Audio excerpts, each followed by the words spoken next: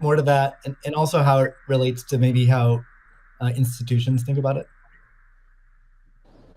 Um, yeah, I mean, like just simple example. If I happen to be in Ghana and my family is in Nigeria, currently I can take anywhere from and I need to send money back.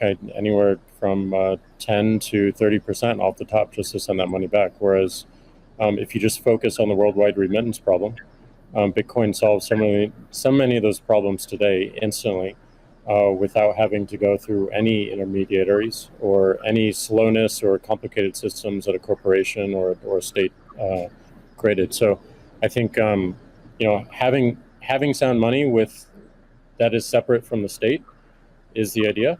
Having it completely verifiable by everyone, including the state, including corporations, including individuals, including developers who want to build on top of it, is quite powerful, and that's what keeps it secure and strong. And I think that's we need more of that, which is why this one of the reasons why this conversation is so important is as entities come into the space, it's not just buying an asset and holding on to an asset and treating it as an investment. There's something special that created this, and something precious and something very unique, which has to be protected, and we need to do whatever we can to help that thrive as well. Elon, I'm curious your opinion on this. You mentioned earlier about Bitcoin's throughput, or the importance of throughput, maybe some concerns around Bitcoin. Can you speak? Do you think Bitcoin can become peer-to-peer cash? Well, Bitcoin does have a fundamental scarcity limit at the base layer that's designed in. That doesn't mean you can't have some layer 2 system in theory like Lightning. And I understand Lightning is doing well in some small countries. There's some question mark as to whether you need a money transmitter license.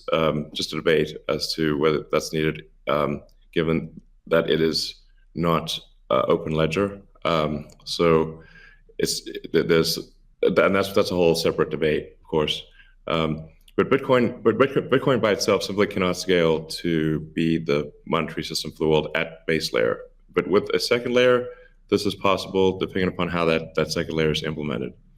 Yeah, that's part of why I think there may be some merit to something that may seem silly, like Ethereum, like Dogecoin. I think Ethereum also, like I said, the three things I own outside of SpaceX and Tesla, and obviously it's a Neuralink and Boring Company, but of any significance are Bitcoin by far, and then some Ethereum and some Doge. So if the price of Bitcoin goes down, I lose money. I'm not sort of I might pump, but I don't dump. So, it's not a case of I definitely do not believe in getting the price high and selling or anything like that. And I would like to see Bitcoin succeed. I think there's some merit to this is not a slam on Bitcoin. There's some merit to considering something that has higher max transaction rates. And a lower transaction cost, and kind of seeing how far you could take a single layer network where the exchanges act as a de facto second layer. I think you can probably take that further than people realize. And as bandwidth increases over time, latency decreases. SpaceX's Starlink is actually playing a role in this. And I think long term, people will probably have access to worldwide access to gigabit level connectivity at low latency, and so at low cost. And so then your base layer could do a lot of transactions if you take that into account. So yeah, but like I said, Bitcoin with a layer 2 system, so they could scale to do a vast number of transactions. Same goes for Ethereum. Question about the scaling at the layer 1. The concern from the past 5 years of debate in the Bitcoin community is that would sacrifice too much decentralization and hurt the censorship-resistant properties of Bitcoin. I'm curious if what are your thoughts on that? Are you sensitive to that? And are you concerned about losing some of the special properties of Bitcoin or another cryptocurrency by scaling at layer one? Yeah, I mean, these things are, it's helpful to like use the physics tools of thinking and say, scale up, scale down, and see if it still makes sense. So if scaling up the transaction block doesn't make sense, why don't you scale it down and have it be, so that somebody, with a laptop from 2008 can still run a Bitcoin node. Why not slow it down? Oh, you want to slow it down? Well, maybe you're at the wrong number then. There's actually there's members in the community that do want to slow it down, but I understand your point. It's silly. The reality is like the average person is not going to run a Bitcoin node. So this is and Bitcoin, it was a lot of clever ideas, but these parameters were set, I don't know what, in 2008 or something, maybe 2009. And there's been some improvements since then, but not a lot. So, it's sort of like there was still in 2008 there was still a non-trivial number of people on modems. So,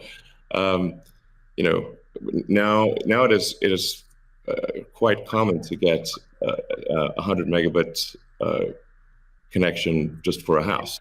Some houses have gigabit connections.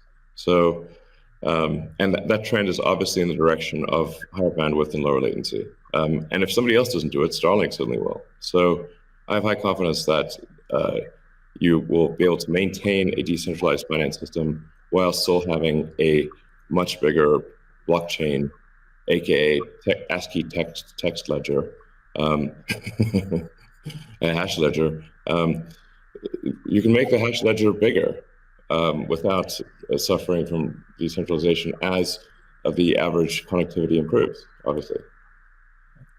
One idea would be to to put a Bitcoin full node in Starlink terminals. That way more people would be running it. Actually, I have run this by the team at one point. I had this idea, which is kind of off the wall, but like let's say you need a little space heater. And normally your space heater would just be pure entropy. But what if that space heater was also a Bitcoin, Ethereum, Doge mining node? Pick your currency. And so then you'd be heated up, and you would also mine your crypto and have connectivity in one. I love that idea. Yeah, I mean, better than running a space heater. Absolutely. Are there any other, so you're drawn to Dogecoin a little bit. Are there any other gaps in Bitcoin that you see that cause you to be drawn towards Dogecoin? Oh, I think, I mean, I think there's Doge has, the Doge community, I think is somewhat irreverent, obviously, and has great memes and loves dogs, and I love dogs and memes, and it doesn't take itself too seriously, and I think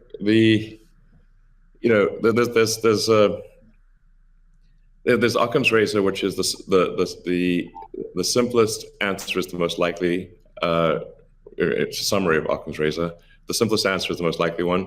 Then there's a friend of mine came up with a variant on that the most ironic outcome is the most likely one. And then I have a variant on that, which is the most entertaining outcome is the most likely one.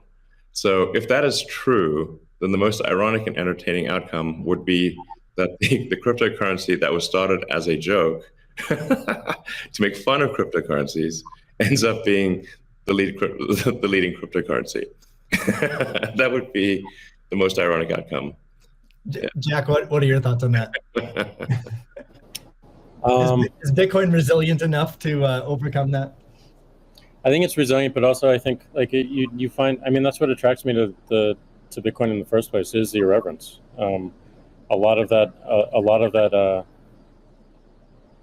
that just brings it forward, and at first go, it makes it a little bit inaccessible, but as people get into it, it makes it more accessible and more spreadable. And I absolutely think the resilience is there. I think it's important to have fun as well.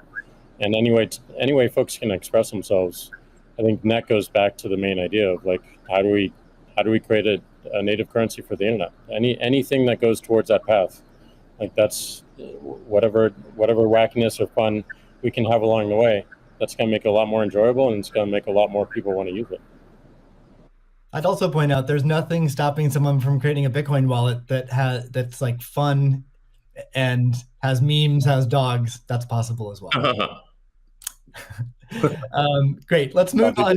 Right now at this point. Let's move on to the next topic, which is Bitcoin and energy. It's a really hot topic that lots of people are talking about. Let's start with Elon. You've been vocal on this. You've said that. I mean, you said many things about it. You've also said that Tesla will resume payments in Bitcoin payments if the renewable energy is approximately 50% and sort of looks like it's on a positive future trend. What do you think the state of things are with respect to that? Yeah, so I do think that there appears to be a positive trend in the energy usage of Bitcoin. Actually, part of this is due to the drop in Bitcoin price. I mean, what I observed, or what I thought I was seeing, there may be some disagreements on this, but from when Tesla announced that it had acquired Bitcoin and was doing Bitcoin transactions, there was a massive run-up in the Bitcoin price, and also a massive increase in the amount of energy used to mine Bitcoin. And I think I understand renewable energy quite a bit. I mean, Tesla does solar and interacts with a lot of wind generation through our mega pack, because basically need to store energy from wind and from solar. So we're pretty plugged into the renewable energy industry. And there was just no way that you could basically double or triple the amount of energy in such a short period of time with renewables. You could shovel coal that fast. And so I was like, look, this is too sketchy. Tesla's mission is accelerating the advent of sustainable energy. We can't be the company that does that and also not do appropriate diligence on the energy usage of Bitcoin. So all I did was I said, look, we're going to suspend Bitcoin transactions for now. We're not selling any Bitcoin, nor am I selling anything personally, or nor is SpaceX selling any Bitcoin. Again, I want to emphasize SpaceX, Tesla, and I own Bitcoin. I also own a little bit of Ethereum and Doge, but the companies just own Bitcoin, and the Bitcoin that I own is worth much more than the Ethereum or Doge. So clearly, if I'm, if these actions negatively affect me financially, if I was purely financially motivated, then I would not express this reticence about Bitcoin energy usage. Now, it looks like Bitcoin is shifting a lot more towards renewables, and a bunch of the heavy-duty coal plants that were being used, unequivocally being used, this is not a question mark, have been shut down, especially in China. So I think it's probably, we want to do a little bit more diligence to confirm confirm that the percentage of renewable energy usage is most likely sort of at or above 50%, and that there is a trend towards increasing that number, and if so, then Tesla will resume Bitcoin, accepting Bitcoin. So I think we want to just do a little bit more diligence, and I think, but most likely the answer is that Tesla would resume accepting Bitcoin, most likely. That's good to hear. I would agree with that. Kathy? Yeah, may I ask a question? Elon, I'm not quite sure if you saw the paper that Square and ARC did together on making Bitcoin mining a part of a utility, a broad-based utility ecosystem, whereby, the overage from sunshine or wind powers the Bitcoin mining machine, thereby enabling the proliferation of renewables to a much faster extent or at a faster rate than otherwise would be the case. What do you think of that? Well, the problem is that in order to operate so-called mining or hashing rigs, in order to operate a bunch of hashing rigs, effectively, you have to run them 24/7, which means you need base load. You can do that with solar and wind plus battery, but if you only did it based on solar wind overage, your hashing rig utilization would be much less. So you'd be at a disadvantage. Sure, hydro or geothermal are great for as renewable means. I'm also pro nuclear. I think modern nuclear power plants are safe, contrary to what people may think. I really think it's possible to make very, very extremely safe nuclear. I'm talking about fission. You don't need fusion. And then, of course, fusion. You just got that big fusion reactor in the sky called the sun. It comes up every day. But I think a combination of solar and wind plus stationary storage will get you that base load, so you can run hashing 24/7. Jack, I'm curious. You've stated that Bitcoin incentivizes renewable energy. That's what we're talking about now. Do you have any additional thoughts on that? Yeah, I mean, everything that Elon said and Kathy mentioned, but it's also incentivizing a lot of innovation in just energy space, and just like looking at unused energy. There's a company called Great American Mining that caps the methane flares on oil fields to power their rigs. And you just imagine, and you mentioned nuclear, Elon, as well, and just imagine all the unused energy that is just being wasted every single day. And being able to get that energy and converting it into a secure, sound money system for the planet feels like a worthy trade-off. And that's the sort of incentive that I think is most powerful, is like, how do we reuse what is being currently just dumped on the ground and wasted and not considered, and how do we do that at scale? And I think that's a bigger conversation that I think is missing. But I agree with everything that Elon has said, and also the paper we put forth. I'm curious if any of you have thoughts on how what the industry can do to accelerate the transition to renewable energy. And like Elon specifically, could Tesla Energy or Starlink play a role? Well, I think Tesla can play a role. Tesla's literal reason for existence. The reason I've put so much of my life energy into Tesla, which is a lot. In fact, I would say that I've had some pretty tough life experiences, and Tesla is responsible for probably 2/3 of all personal and professional pain combined. Just to give you a sense of perspective there. So this is a hella hard situation. But we do solar, commercial solar, solar retrofit, as well as the solar roof, and we make consumer battery packs called Powerwall for houses and small businesses, and then the utility scale, which are gigantic. We've done now a number of gigawatt hour installations. That's a lot. That's a lot. And a lot of them actually have been for load leveling the grid. Mostly they are, and combined with the first really big one we did, which is 100 megawatt installation in Australia.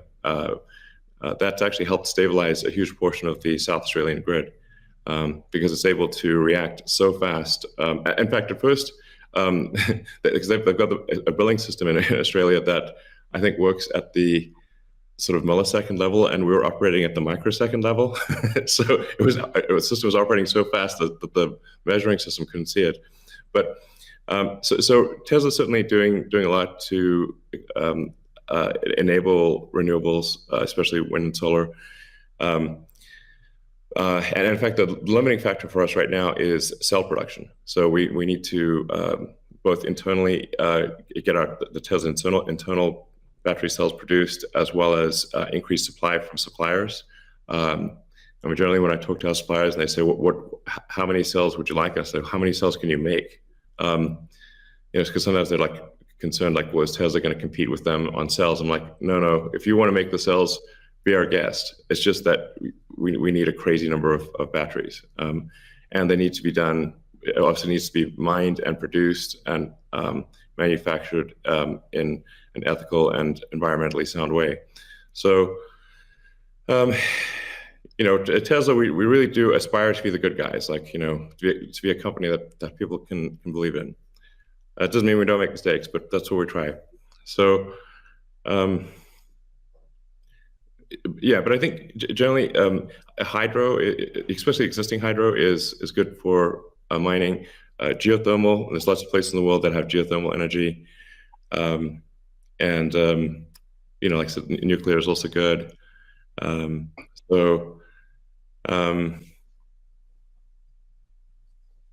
think just I'm like as I said earlier, the expectation is not like that the energy production must be pure as the driven snow, but it must it can't be using it also cannot be using the world's dirtiest coal, which it was for a moment there.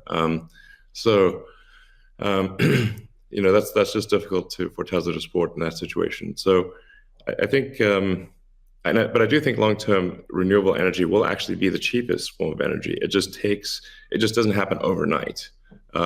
But as long as there is a conscious and determined and real effort by the mining community to move towards renewables, then obviously Tesla can support that.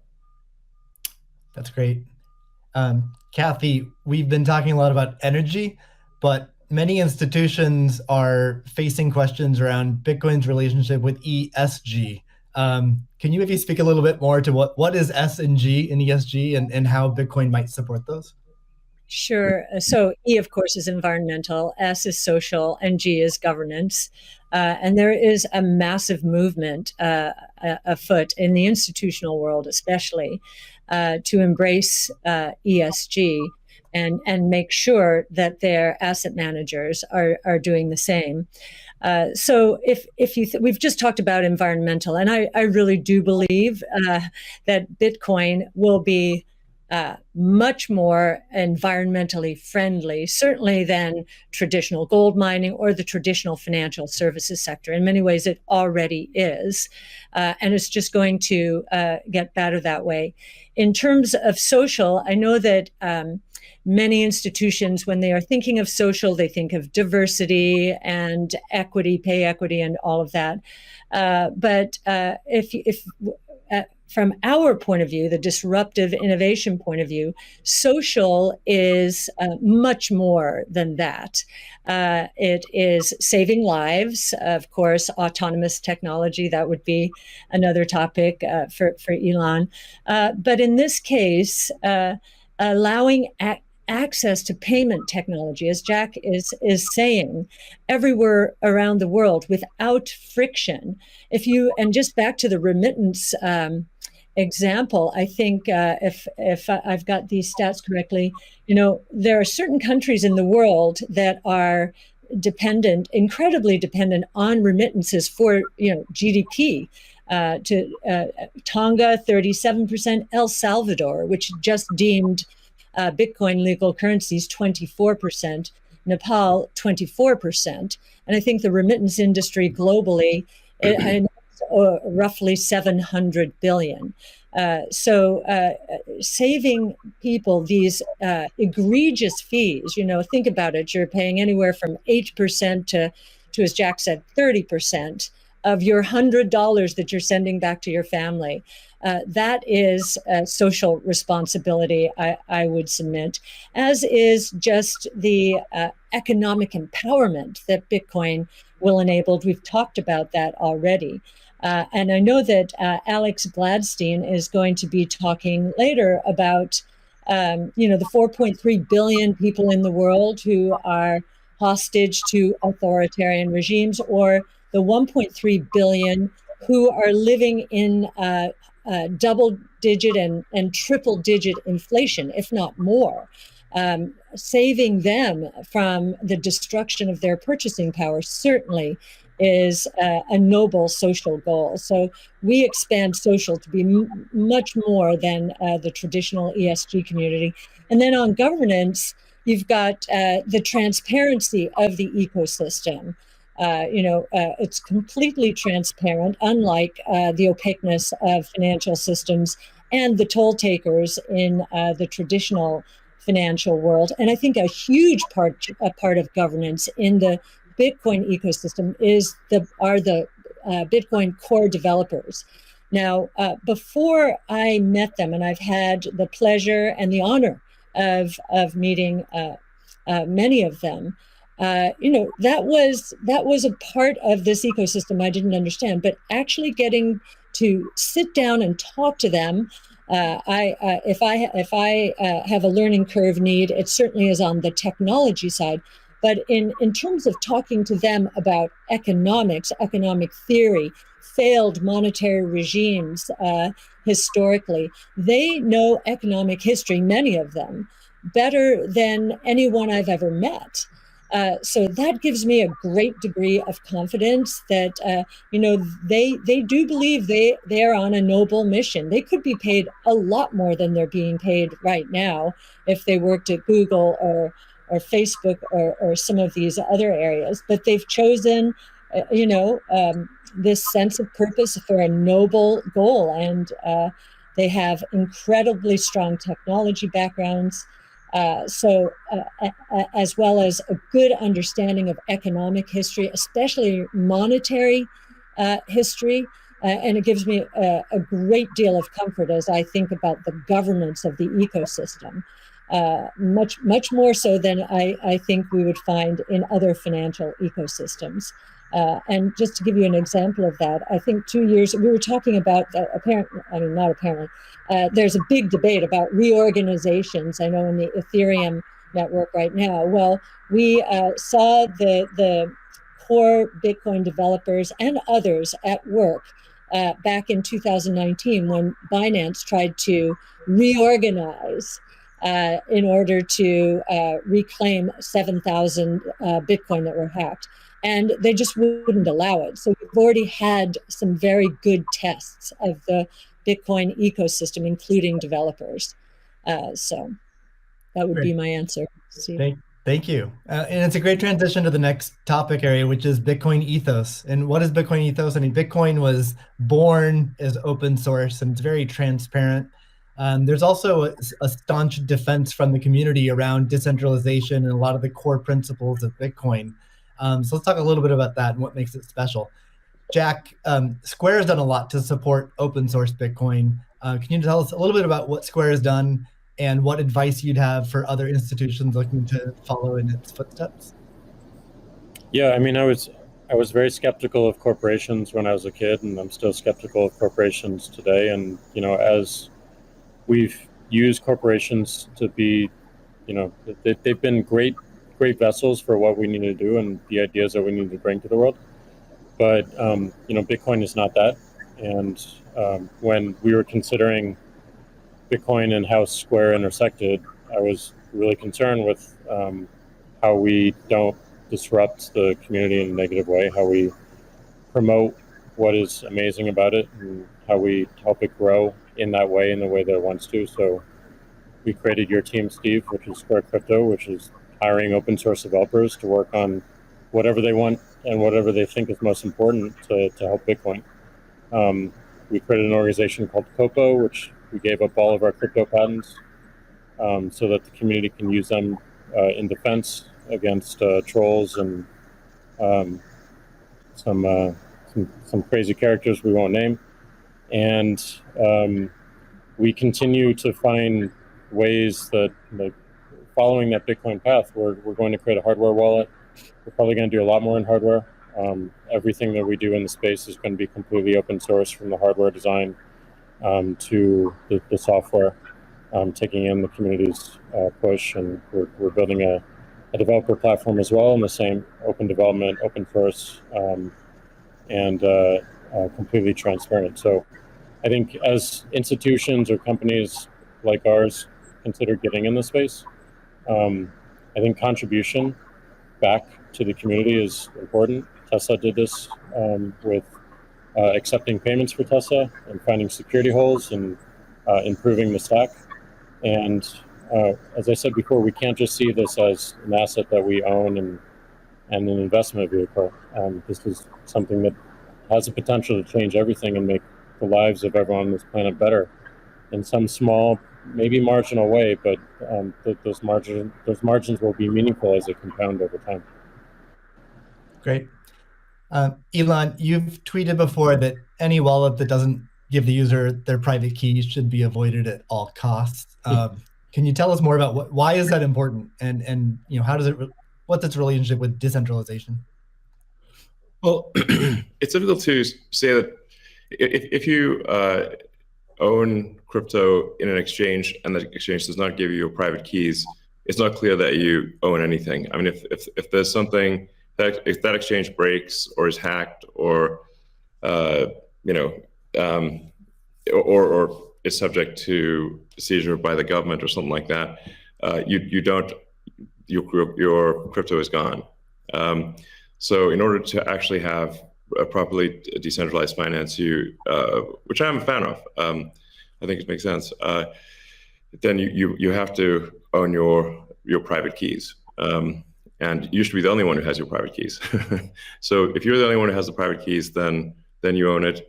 If someone else has your private keys, effectively they own it too, and the security of your crypto is then dependent upon them or any entity that can affect them.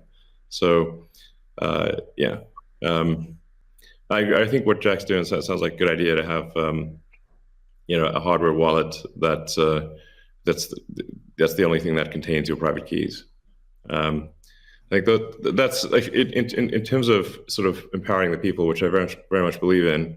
Then I think you want to have people have their own wallets and be the only ones that have the private keys to that wallet, so-called wallet, the other side of the of the crypto. Right. I agree, and I think we'll see an emergence too of new solutions that use multi-sig, like with a 2 of 3 keys, where the user has 2 keys, and then you get assisted custody by having an institution hold a 3rd key. Can be a good